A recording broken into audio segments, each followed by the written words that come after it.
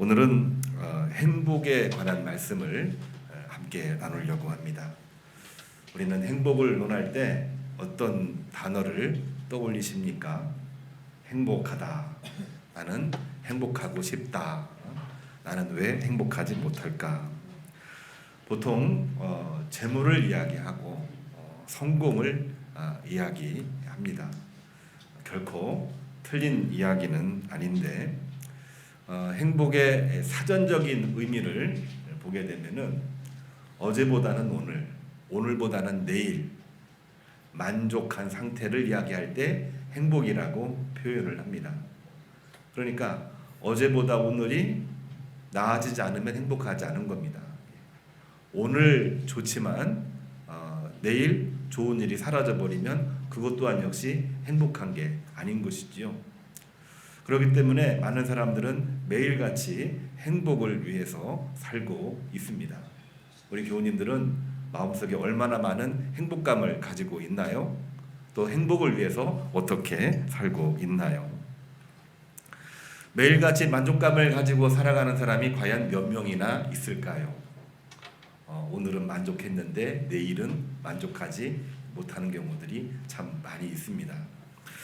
저는 한때 그런 이야기를 한 적이 있습니다. 스포츠 중에서 야구를 좋아한다. 왜 야구를 좋아하냐면 항상 스트라이크를 이렇게 치는 선수가 아니어도 되기 때문에 그렇습니다. 3번 중에 한 번만 스트라이크를 잘 치면 그는 성공한 거기 때문에 그런 거죠. 그러니까 이 행복이라고 하는 것은 그 이전에 고난 역경이 있고 안 되는 일이 있었기 때문에 지금 행복한 것입니다. 그렇기 때문에 우리는 어렵고 힘들고 복잡하고 시험 중에 있고 풀리지 않는 문제가 있어도 그거는 나아지시고 또한 일이 풀려지고 이전보다 훨씬 더 큰 기쁨이 항상 예비되어 있는 그러한 것이기 때문에 우리는 그러한 관계 속에서 행복이라는 단어를 논할 수가 있다는 것입니다. 그렇습니다. 행복이라고 하는 것은 분명 어제보다는 오늘, 오늘보다는 내일의 만족감을 이야기하면서 흐뭇이라는 단어를 쓰고 있지만 사실은 영원하지는 못한 것입니다. 우리 마음속에 끝없는 욕망이 있기 때문에 만족했다가 반드시 실망하는 때가 있는 것이고요. 만족했다가 그 기쁨을 빼앗기는 경우들이 참 많이 있는 것입니다. 그래서 성경에서는 하나님은 이 행복을 어떻게 말해주고 있을까? 어떻게 말씀하시고 있을까? 성경이 제시하고 있는 이 행복의 의미를 오늘 말씀으로 함께 묵상을 해보려고 합니다.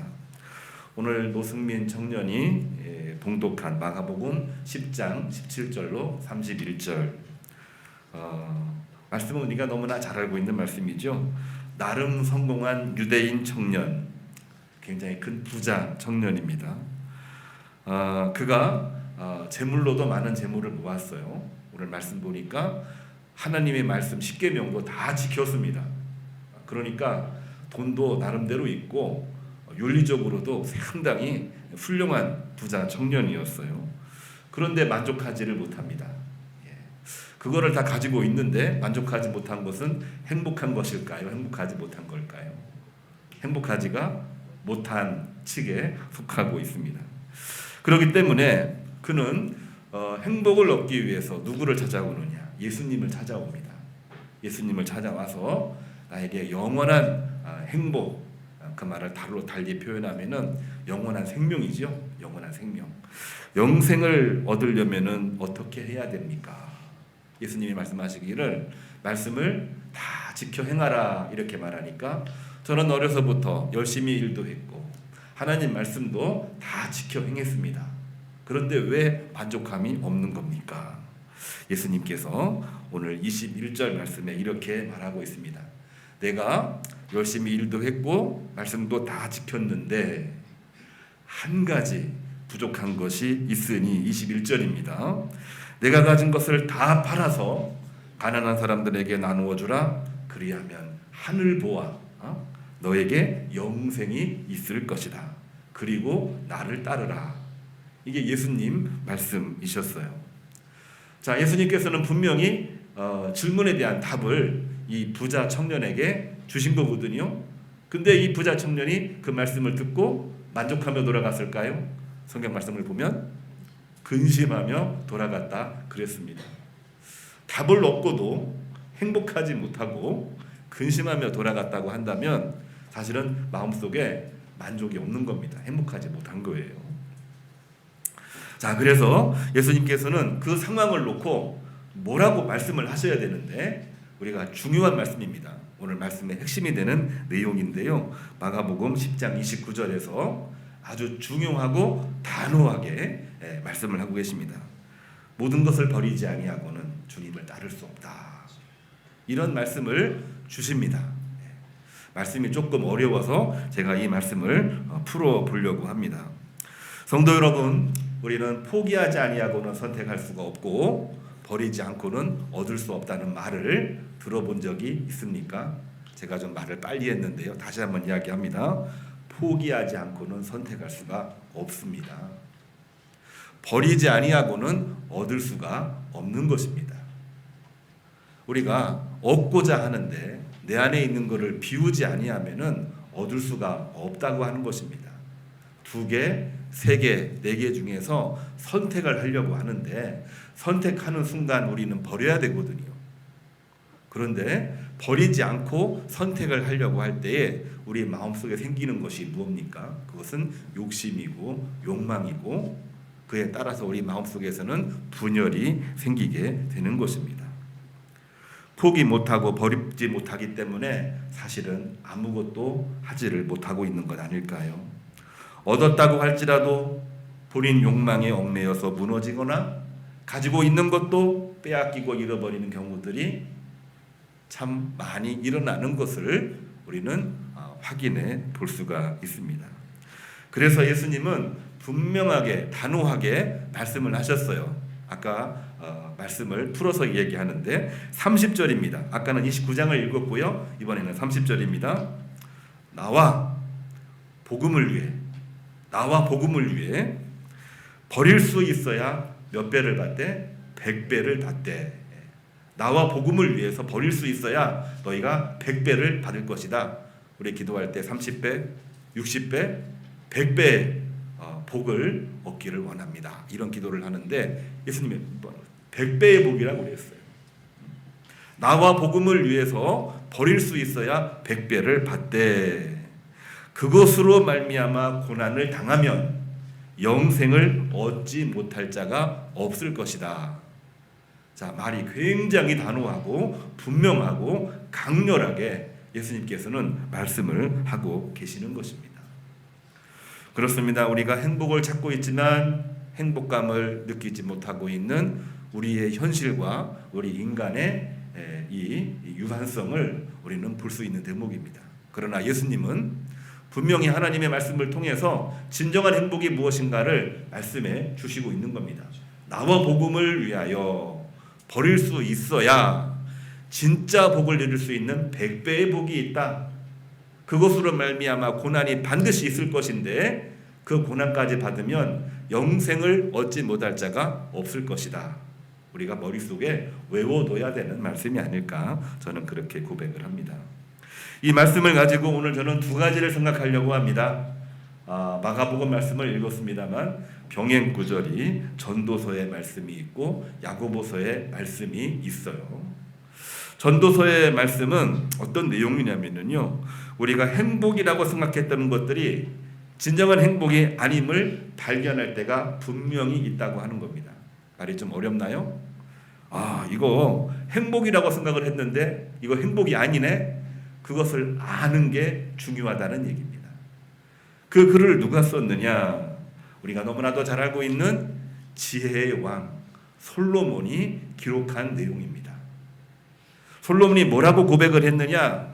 솔로몬은 우리가 알다시피 동서고금, 동양과 서양, 고금, 옛날이나 지금이나 최고의 부자입니다. 최고의 권력자입니다. 최고의 지혜자입니다. 모든 것을 다 갖추고 있는 인물이죠.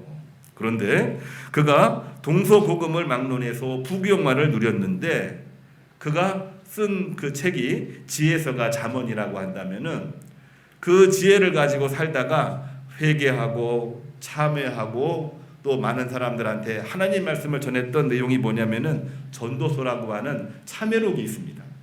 잠언과 전도서를 같이 읽는 게 참 중요하죠. 회개하면서 고백한 전도서를 보게 되면은 뭐라고 얘기를 했느냐?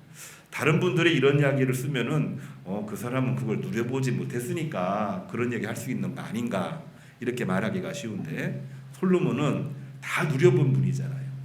그런데 그가 뭐라고 말했냐면은요, 많은 재물을 소유한 자의 이 마음을 적나라하게 표현합니다. 본인을 정말 회개하고 참여하는 마음이죠.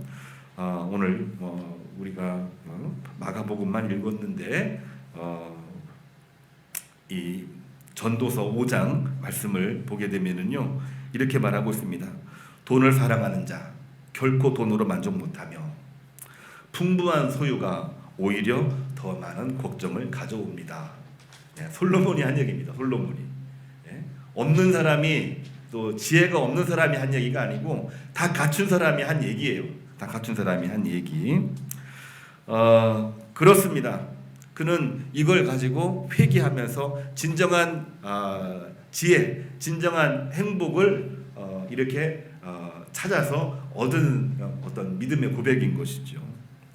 이것을 좀 쉽게 설명할 수 있는 이야기가 오늘날로 이야기하면은 복권 당첨자가 순식간에 풍요로워지고 행복해졌습니다. 그런데 그의 삶이 계속 행복했을까요? 그렇지가 못했습니다. 그 이유가 뭐냐면은 그로 말미암아 스트레스가 더 많이 풍부해졌기 때문에 그렇습니다. 여러 이야기들이 있지만 이런 얘기를 합니다. 친구들이 이제 오랜만에 만나서 이야기하는데 너 부자가 되더니 연락이 뜸하네. 그냥 툭 던지는 그러한 말인데 그 말이 자꾸 이제 부담이 돼요. 그러니까 친구를 만나는 거를 이제 경계하기 시작을 합니다. 그리고 결국에는 관계가 끊어지는 경우가 많아지게 되는 것이죠.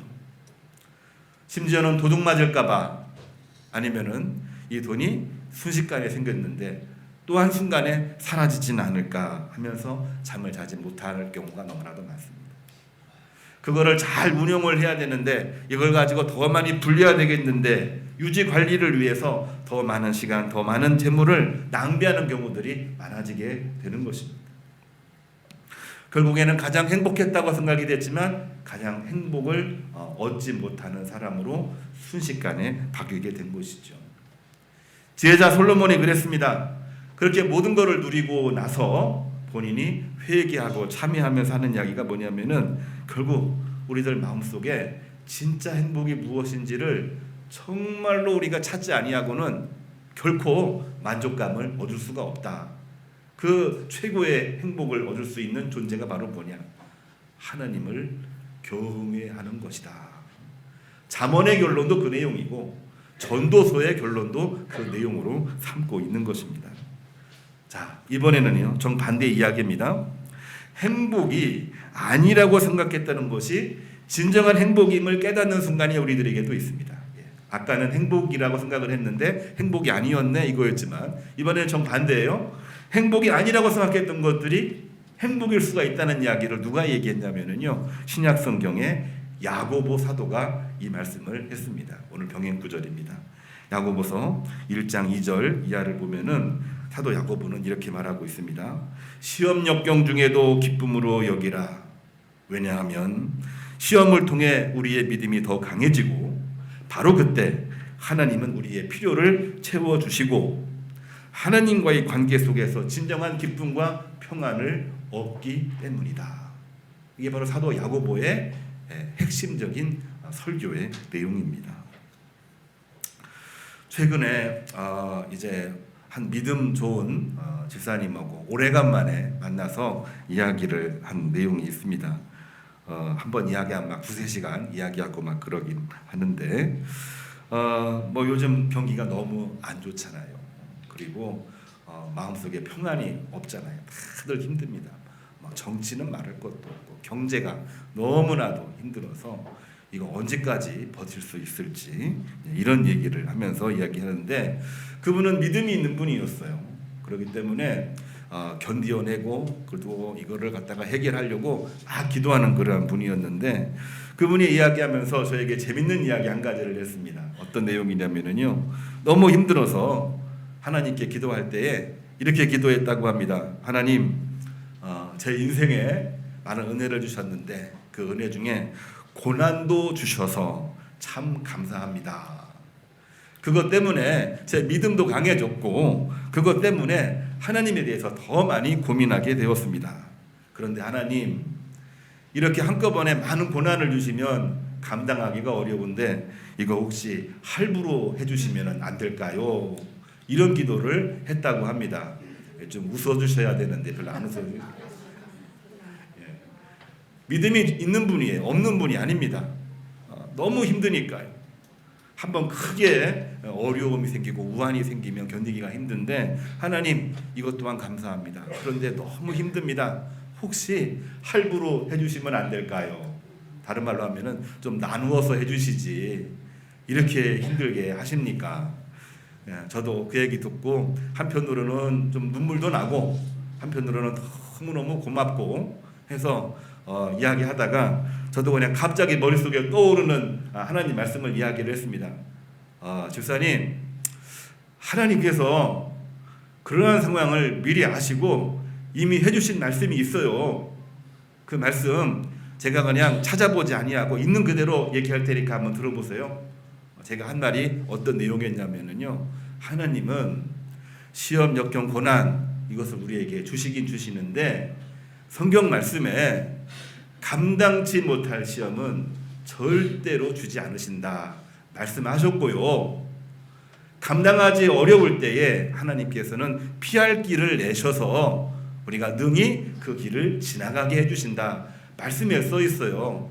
저는 이것이 한꺼번에 일시불이 아니라 할부로 해주시는 것이 아닐까 이렇게 생각이 되는데, 혹시 어떻게 생각하세요? 이렇게 얘기했더니 막 웃고 이야기를 한 적이 있습니다. 하나님은 우리들에게 은혜를 주시는데 은혜 가운데에는 고난이 반드시 존재하게 돼 있습니다.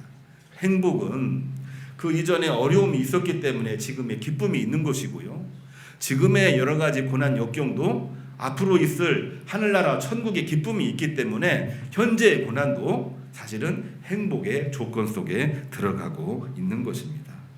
그렇습니다. 이 고백은 우리가 하나님과의 관계 속에서 진정한 기쁨과 하나님과의 관계 속에서 진정한 행복을 누릴 수 있다고 하는 것을 분명하게 말해주고 있는 것입니다. 저는 오늘 설교를 준비하면서 과연 오늘날 이렇게 힘들고 어려운 때에 우리 마음속에 너무나도 이 갈등이 있고 막 심란한 때에 어떤 기도를 해야 될까? 그냥 무조건 하나님 복 주시옵소서, 해결해 주시옵소서, 솔로몬에게 주셨던 부귀영화 주시고 여호수아에게 주셨던 용기도 주시고, 물론 이런 기도 다 할 수도 있는데요, 이러한 때 우리가 어떤 기도를 하면 좋을까 생각났던 것이 이 솔로몬과 동시대의 지혜자로서 하나님 앞에 기도를 했던 지혜자 아굴이라는 사람의 기도문을 오늘 설교에 인용하려고 제가 준비를 해왔습니다. 아굴이라고 하는 분이 어떤 기도를 했냐면요, 하나님께 기도하기를 잠언 30장 7절입니다.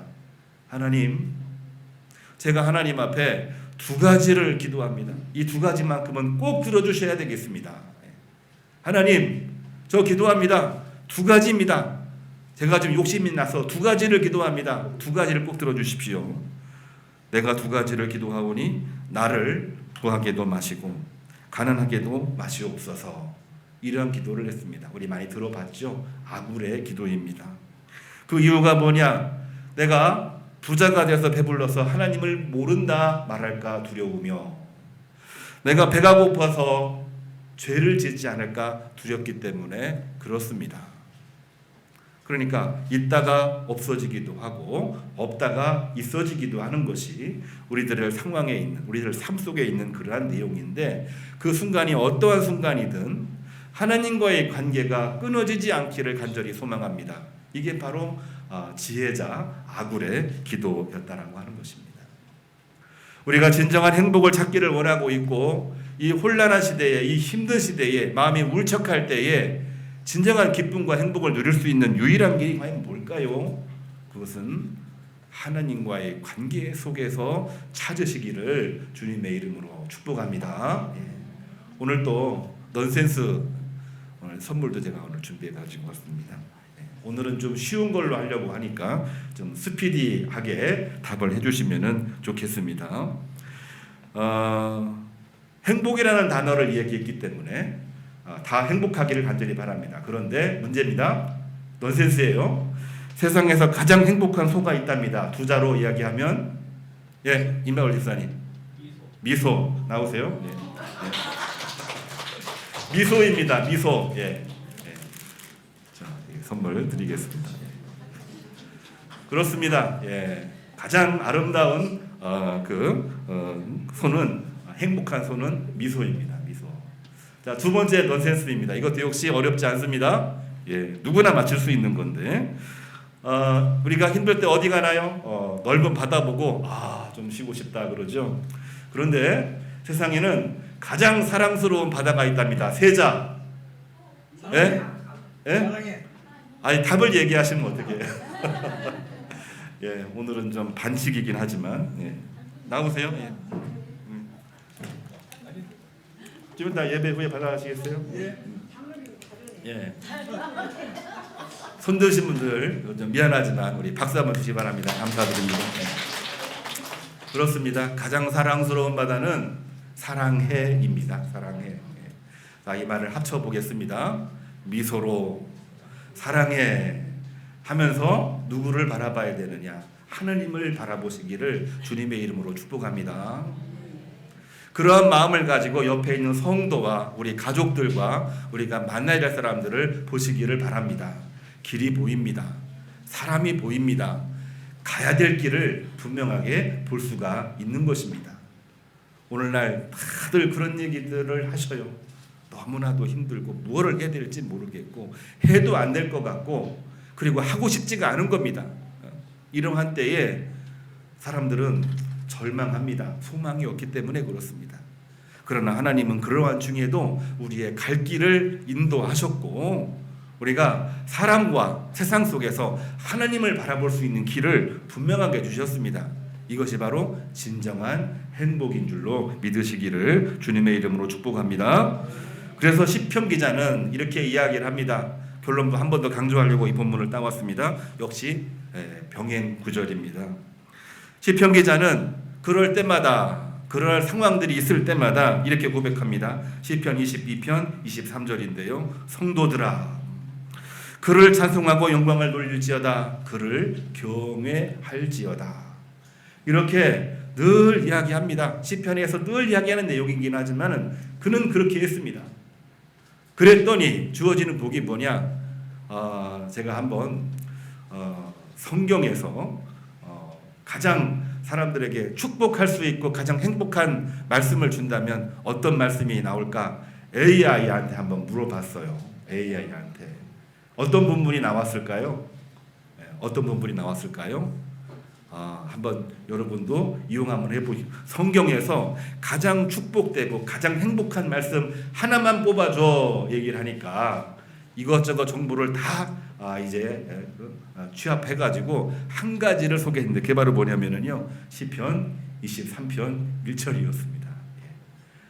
우리 다 알고 계시죠? 어떤 본문인지 한번 다 같이 말해볼까요?